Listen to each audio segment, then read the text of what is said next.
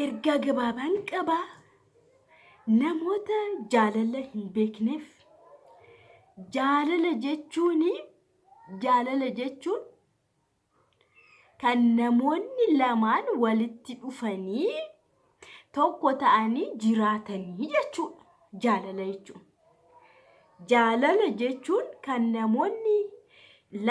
namoota lamaan keessaa dhiira tokkoof dubarri tokko kan walitti dhufanii waliin jiraatan jaalala jedhama.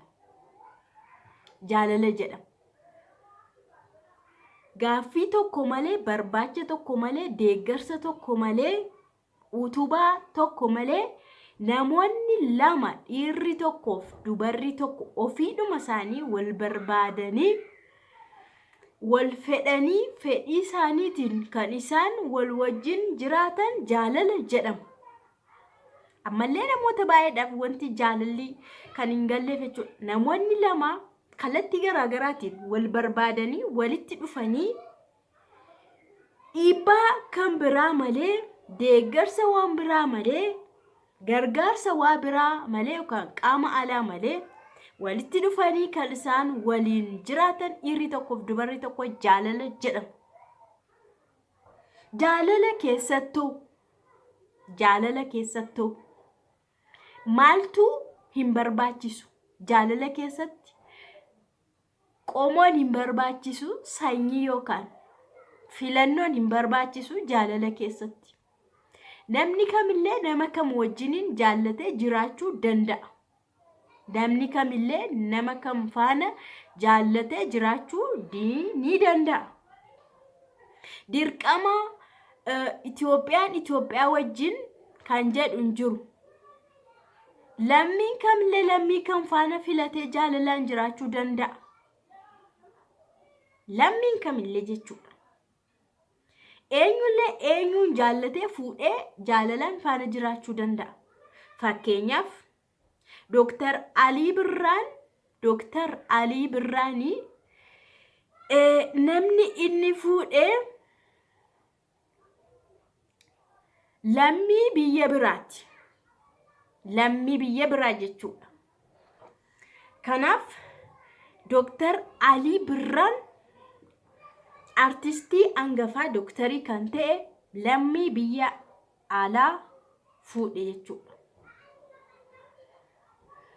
Lammummaan ishee Sarlaankaa miti. Lammii Indooneeziyaa kan taate fuudhe. Dr. Alii Birraan lammummaan isaa Itoophiyaadha. Oromoodha immooti. Garuu Indooneeziyaa fuudhee jira. Lammummaa ishee dubartii lammummaa ishee Indooneeziyaa taate fuudhee kunoo haga ammaattillee ijoollee waliin horanii jiru. Kanaafuu maalidha jechuudha?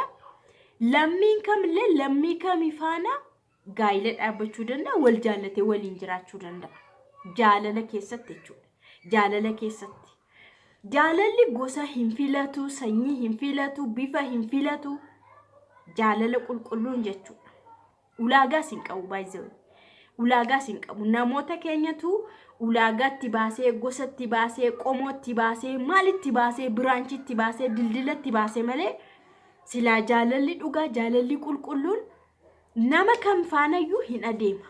Jaalalli qulqulluun jechuudha. Sababni isaa kamillee uumamadha. Namni kamillee uumama Waaqayyoo waan ta'eef. Namni kamillee uumama Waaqayyooti. Kanaafuu dubartiin kamillee dhiira kam faana jiraachuu, gaa'ila dhaabbachuu ni dandeessi. Fakkeenyaaf dubartiidhuma Itoophiyaa taate Ameerikaawii, lammiinsaa Ameerikaawii kan ta'e Ameerikaa gurraachatti heerumtee jirti. Maal rakkoo qabare? Mucaa tokko iyyuu deessee jirti. Yuutuubariidha iyyuu isheenuu, garuu maqaa ishee waamuu hin barbaanne malee jechuudha. Yeroo baay'ee yoo dubartoonni nama biraa lammii isaanii keessaa bahanii lammii biraatti heeruman waan baay'ee jedhama. Dhiirris lammii isaa keessaa bahee lammii biraa yoo fuudhe waan baay'ee jedhama. Garuu wanti barbaachisu maalidha? Seetan waan tokko qofadha. Namni sun dhugaadhaan haa fuudhu, itti haa heerumtu. Jireenya dhugaa gaa'ila dhugaa haa ta'u malee rakkoo tokko iyyuu hin qabu. An akka kootti jechuudha.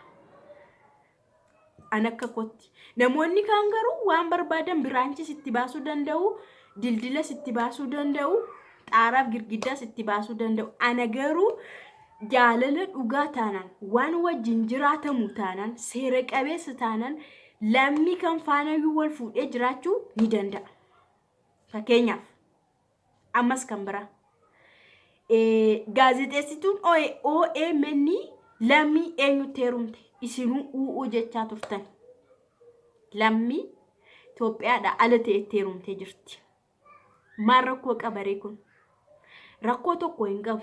Kanaaf ammallee taanaan dubaroonni keenya jechuudha lammii biyya eessaayyuu haa ta'u garuu dhugaa haa ta'u wanti sun dhugaa haa ta'u malee rakkoo hin qabu. Lammii eessaayyuu haa ta'u lammummaan isaa uumaa waaqaati ka namadha. Amma fakkeenyaaf Araboonni bakka garaagaraatti Itoophiyaa fuudhanii jiru. Araba jechaan jira Araboonni. Itoophiyaa fuudhanii waan baay'ee godhanii fi wajjiniin kan jiraataa jiran jiru. Jaalala dhagaa waliin jiraatu.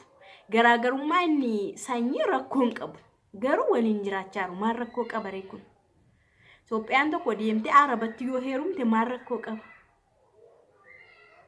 Rakkoo tokko illee hin qabu jechuudha. Arabni hindiifaa fuudhee kan faana jiraatu jira. Hindii jedhu hindoota. Hindoonnis baay'ee akkuma lammii biraa biyya Arabaa dhaqanii hojjetu hindoonnis. An fakkeenyaaf Arabni tokkoyyuu hindii hojjettuu mana isaa jechuudha. Shaqaalaa mana isaa fuudhee kan mana baase nan beeka. Shaqaalaa mana isaa shaqaalaa madaamii taatee kan hojjettu kaddaama jechuudha. Kaddaama madaamii taatee kan hojjettu hindiidha lammummaa ishii. Baabaan garuu fuudhee mana baasee ishees haadha manaa kan godhate nan beeka. Sirriitti jechuudha. Dubartiin sun Jidda jiraatti. Mana ishillee deemna madaamii wajjin baay'ee madaamii koo faana baay'ee gaaddenya walitti dhiyaatu baay'ee jechuudha. Yeroo yerootti Jidda hin deemne mana ishii dhaqna. Dura kan dhuftee kaddaamaadhaani adeemsa keessa garuu hindiidha lammummaa ishii adeemsa keessa garuu baabaan fuudhee haadha manaa godhate mana baasee qobaatti ishee bushuu jalqabe. Maal godhama? Haadha manaa godhate jechuudha. Kanaafuu lammii kam faana yoo jiraate gaa'ila dhugaa haa ta'u malee wanti sun dogoggoran ta'in malee badaan ta'in malee isa gufachiisuun ta'in malee ani hin faallessu nan deeggara dhugaa waaqa. Yeroo baay'ee immoo ijoolleen keenyayyuu lammii biraa kan filatan lammii biraattu kan heerumanii lammii isaanii yoo itti aaranidha. Lammii isaaniitti aaraniitudha.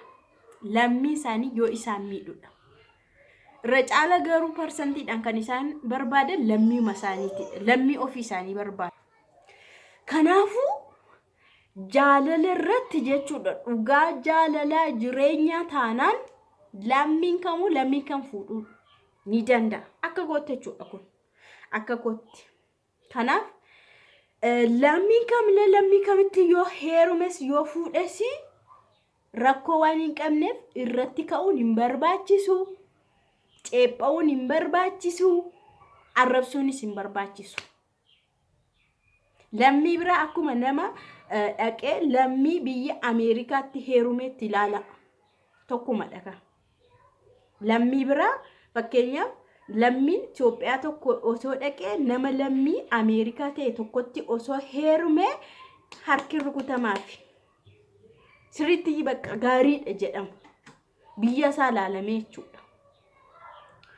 Biyya isaa ilaalamee jechuudha.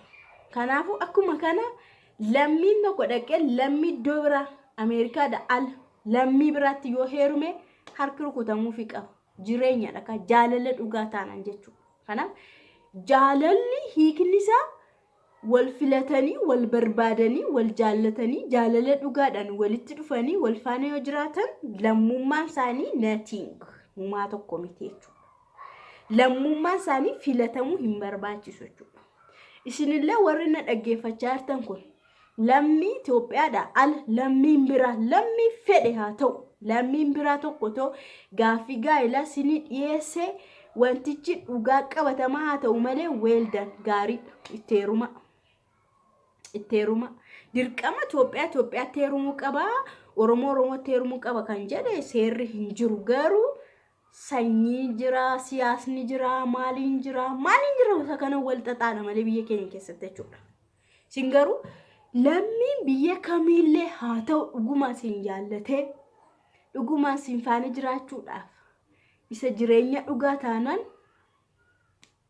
okay jettanii faana gaa'ela raawwachuu rakkoo tokkollee waan geessisu hin qabu. Kanaafuu